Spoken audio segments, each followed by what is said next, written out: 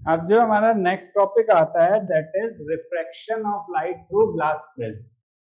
हमने refraction of light through glass slab तो देखा ही था, जिसके अंदर हमने ये देखा था कि जो इंसिडेंट रे होती है ग्लास प्रिज्म, जो इंसिडेंट रे होती है वो इमर्जेंट रे के क्या होती है, पैरेलल होती है एंड स्लाइटली थोड़ी शिफ्ट होती है राइटवर्ड, वो साइडवेज होती है, वो अलग बात है, लेकिन देखने में हमें ऐसा लगता है कि ग्लास स्लैब के केस में incident ray is parallel to emergent ray and that is due to the parallel faces of the opposite parallel faces of the rectangular glass slab, जो इंटरफेसेस की जहां पर रिफ्रैक्शन हो रहा है।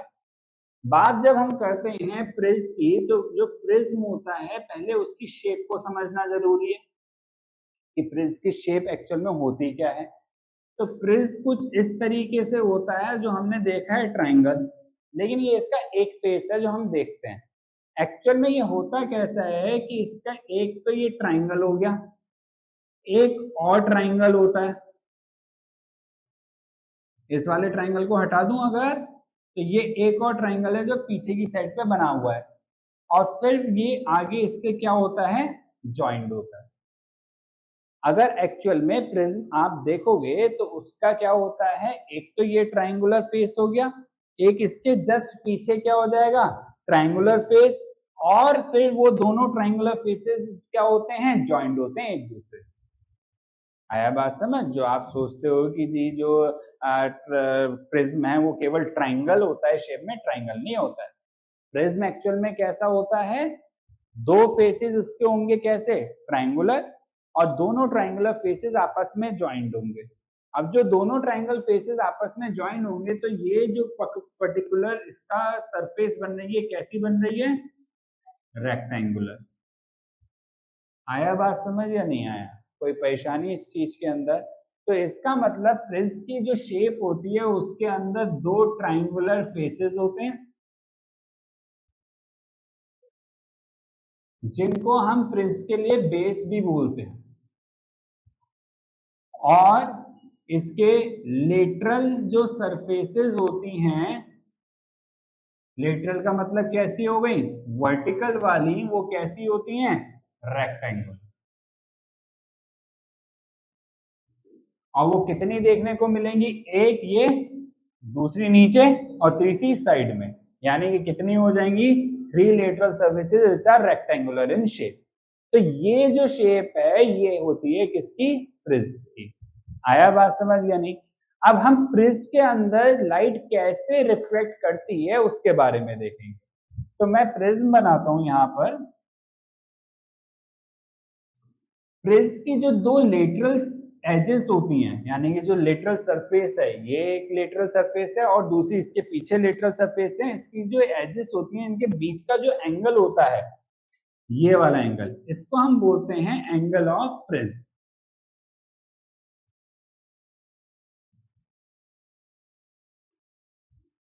Angle of prism. आया बात समझ या नहीं आया?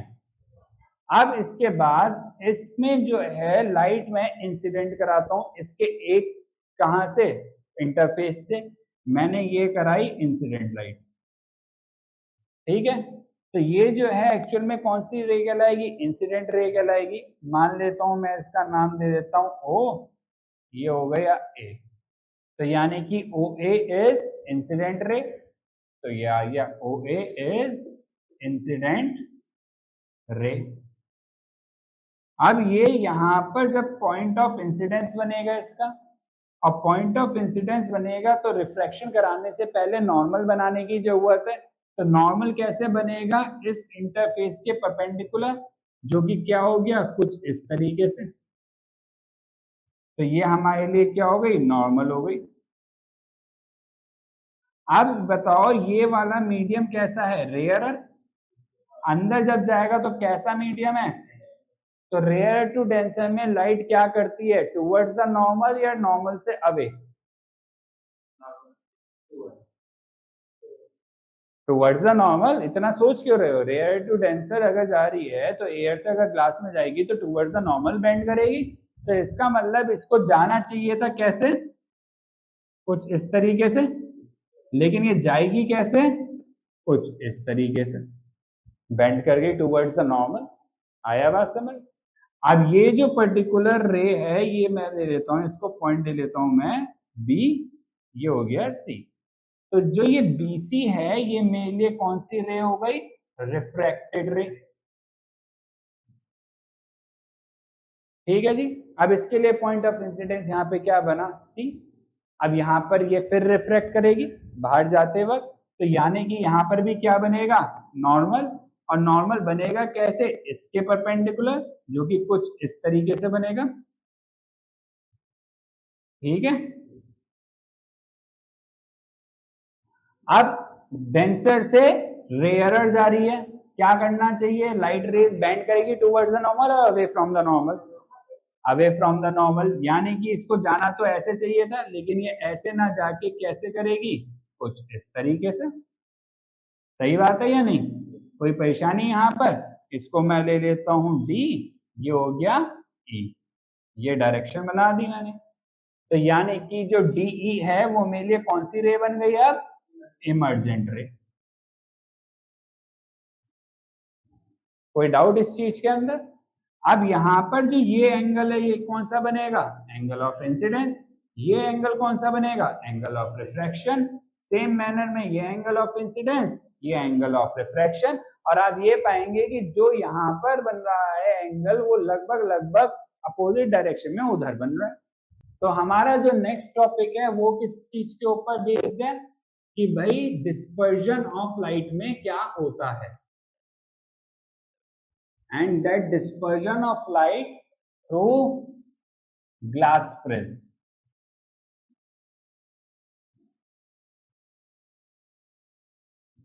और यहाँ पे हम मेनली इसको समझेंगे व्हाइट लाइट के थ्रू।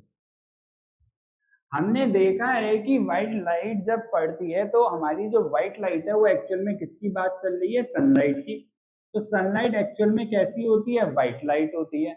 जब वो आती है स्काई के अंदर, बाहर से एटमॉस्फेयर में एंटर करती है, तो रेनी टाइम पे, रेनी सीजन के टाइम पे वो रेनबो फॉर्म करती है।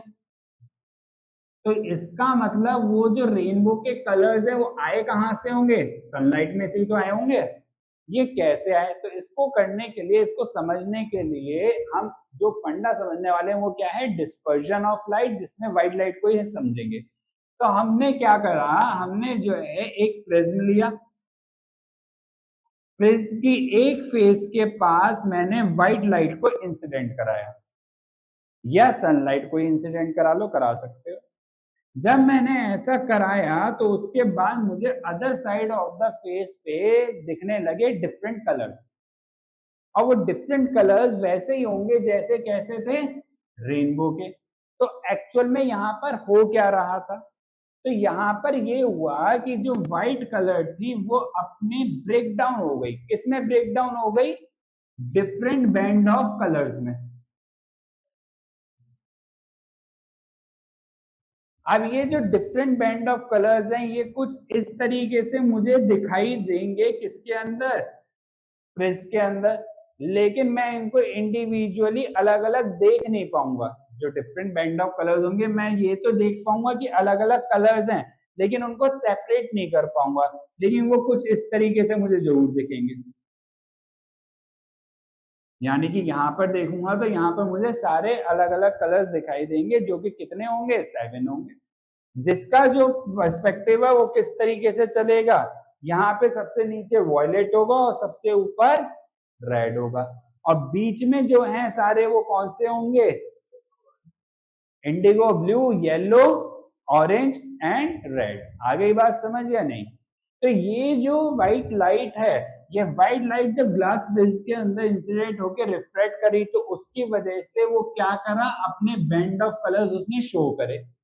ये जो बैंड ऑफ कलर्स है ये एक्चुअल में क्या है, ये उस लाइट के कंस्टिट्यूएंट कलर्स हैं। यानी कि जब आपने इन कलर्स को मिलाया तब जाके आपको क्या मिलेगी, वो कलर ऑफ लाइट मिलेगी। जैसे एग्जांपल के तौर पर यहाँ पर मैं किसको मिलाऊं, विब्योर को जब मिलाऊंगा एक साथ तब जाके मुझे कौन सी लाइट मिलेगी, व्हाइट लाइट। इसका मतलब white light is composed of 7 colours, और ये 7 कलर्स में डिफरेंटली ऑब्जर्व तो कर पाऊंगा लेकिन इनको सेपरेट नहीं कर पाऊंगा कि कहां से ये पर्टिकुलर सेपरेट हो रहे हैं, सब मिले हुए से लगेंगे लगभग लगभग। आया बात समझ या नहीं आया, कोई डाउट इस चीज के अंदर? अब ये जो विब्ग्योर बना किसका, व्हाइट लाइट का, जो कि बैंड ऑफ कलर्स थे, जो कि कंस्टिट्यूएंट कलर्स थे व्हाइट लाइट के, ये उसी लाइट का कहलाता है स्पेक्ट्रम। इसका मतलब ये हुआ द बैंड ऑफ कलर्स और the constituent colours through which a light is made, या किसी भी लाइट के जो उसके कंस्टिट्यूएंट कलर्स होते हैं जिससे वो बनी है, उन कंस्टिट्यूएंट कलर्स को हम उसका क्या बोलते हैं, स्पेक्ट्रम बोलते हैं। तो स्पेक्ट्रम ऑफ व्हाइट लाइट क्या हो गया, विब्ग्योर। क्योंकि जो लाइट बनी है व्हाइट लाइट, वो किससे बनी है, विब्ग्योर से बनी है, और विब्ग्योर एक्चुअल में उसके कंस्टिट्यूएंट कलर्स हो गए, इसलिए हम विब्ग्योर को उसका क्या बोलेंगे, स्पेक्ट्रम बोलेंगे। तो जो डिस्पर्जन है, तो डिस्पर्जन एक ऐसा मेथड है जिससे आप किसी भी लाइट को उसके कंस्टिट्यूएंट कलर्स में क्या करते हो, ब्रेक डाउन करते हो। आया समझ या नहीं आया? तो इसका मतलब डिस्पर्जन का मतलब क्या है कि when you break down the light, a given light into its constituent colors, then it is called dispersion, and the light will be broken down into its band of colors or into its constituent color, which is known as spectrum of that light. कोई doubt इस चीज के अंदर? आगे बात समझ। और इसको हम प्रैक्टिकली किसके थ्रू करा सकते हैं, ग्लास प्रिज्म के। अब मुद्दा आता है कि भाई यहां से व्हाइट लाइट तो एंटर करी और यहां से ये विब्ग्योर एग्जिट ली, ये अलग अलग कलर्स मुझे अलग अलग एंगल्स पे बेंड होते हुए दिख रहे हैं।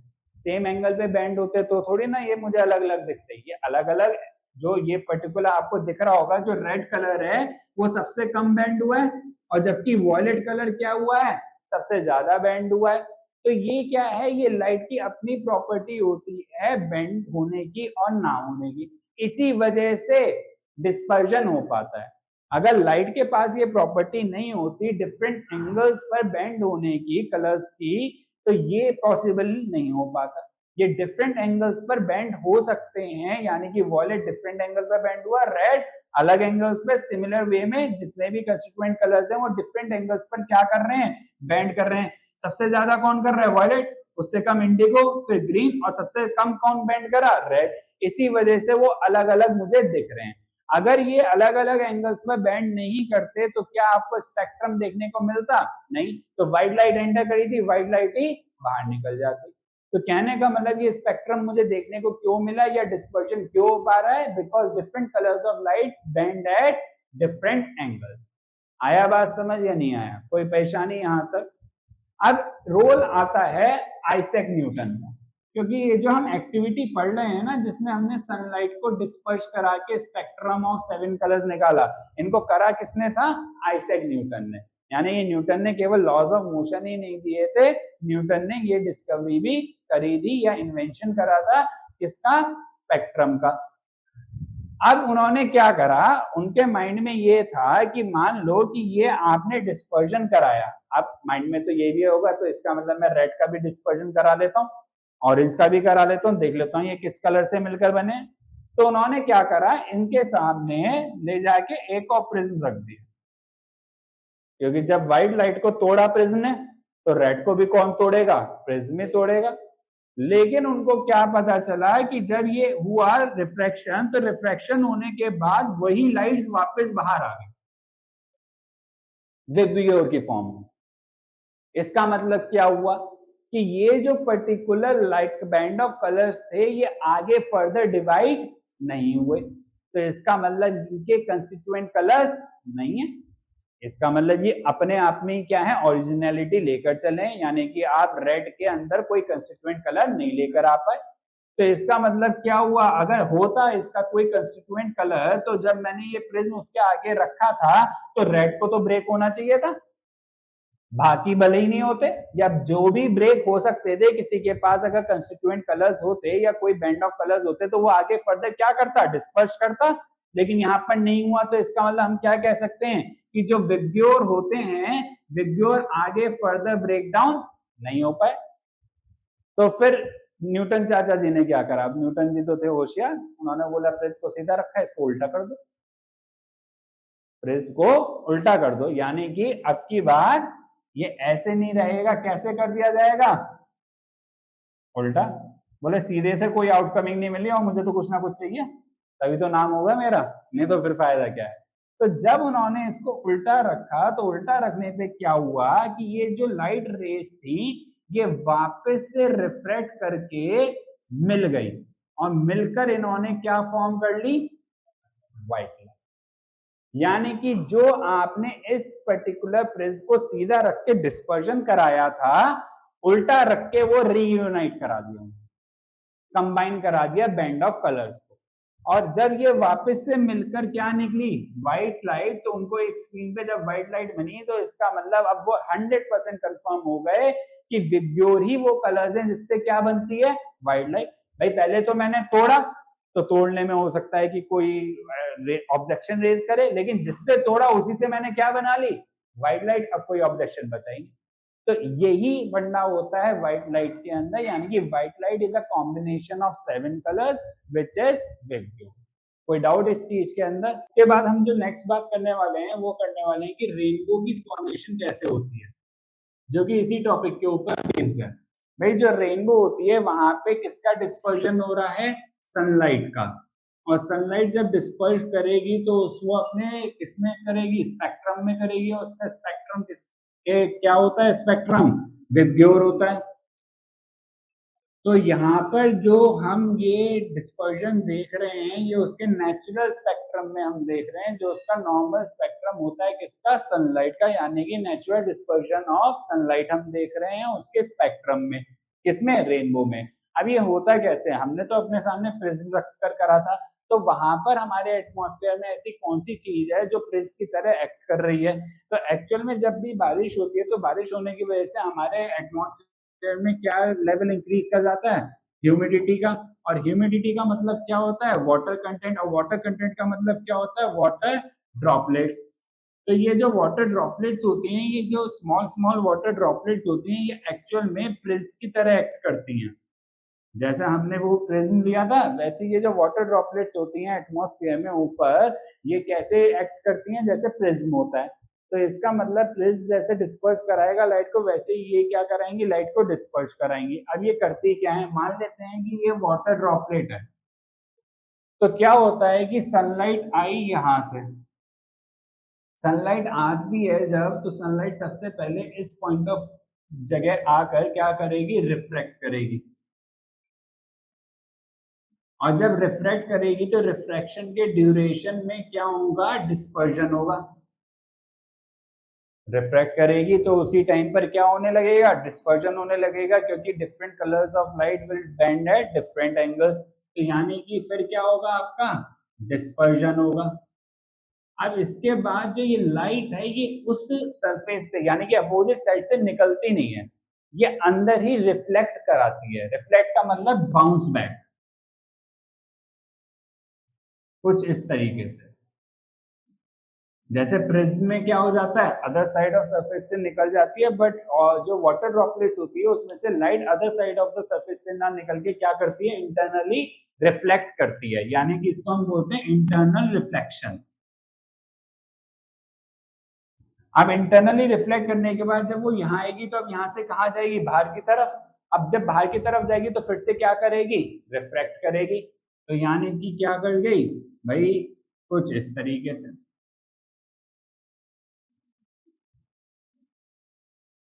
तो इसका मतलब जो रेनबो फॉर्मेशन होती है उसमें सबसे पहले सनलाइट रिफ्लेक्ट करती है, डिस्पर्स करती है, फिर इंटरनली रिफ्लेक्ट करती है, एंड देन रिफ्लेक्ट करती है, तब बाहर निकलती है। और ये जब बाहर निकलती है तो कहाँ आती है? ह्यूमन आई में। ठीक है। तो यहाँ पे ऑब्जर्वर होता है, तो वो इन कलर्स को क्या कर पाता है? देख पाता है। तो इस तरीके से रेनबो फॉर्मेशन होती है। अब जब ये यहाँ से अंदर जा रही है तो लाइट रेज बेंड करेंगी नॉर्मल की तरह, और यहाँ से जब बाहर जा रही है तो लाइट अवे बेंड करेगी from the normal. and this is due to which we see rainbow or we see the natural spectrum of the sunlight. कोई डाउट यहाँ पर? रेन की ड्रॉपलेट्स की क्यों? वाटर ड्रॉपलेट्स भाई जब बारिश होगी तभी तो ह्यूमिडिटी का लेवल इंक्रीज करेगा, तभी तो वाटर ड्रॉपलेट्स आपकी एटमॉस्फेयर में प्रेजेंट होंगी। अगर वाटर ड्रॉपलेट्स एटमॉस्फेयर में प्रेजेंट नहीं है तो आप थोड़ी ना देख पाओगे rainbow formation, because water droplets ही तो प्रेस की तरह एक्ट कर रही हैं एटमॉस्फेयर में। और वाटर ड्रॉपलेट्स कब मिलेंगी? जब बारिश होगी। बिना बारिश के वाटर ड्रॉपलेट्स क्यों मिलेंगी इतनी? भाई क्वांटिटी भी तो उसकी इतनी ज्यादा होनी चाहिए कि वो इतना ज्यादा डिस्पर्जन कराएं कि आप उसको व्यू कर पाओ। आया बात समझ या नहीं आया? बारिश ना होने पे भी वाटर ड्रॉपलेट एटमॉस्फेयर में प्रेजेंट हो सकते हैं, लेकिन उनका अमाउंट उतना ज्यादा होना चाहिए जो कि ये डिस्पर्शन कराने के काम आए। अब ये जब होता है तो इसके अंदर एक चीज आप क्या देखोगे कि जिस साइड पर सन होगा उसके अपोजिट साइड पर रेनबो बनेगा। सन यहां है, रेनबो यहां बन रहा है। सनलाइट यहां से आ रही है, रेनबो फॉर्मेशन कहाँ हो रही है? यहाँ पर। यही तो आप अपनी आईज में देख पा रहे हो। तो सन अगर यहाँ है तो रेनबो वहां बनेगा, अगर सन वहां है तो रेनबो यहाँ बनेगा। तो कभी भी आप रेनबो अगर देखोगे तो कभी भी रेनबो जिस पोजीशन पर है सन उसी पोजीशन पर नहीं होगा, सेम साइड पर नहीं होगा।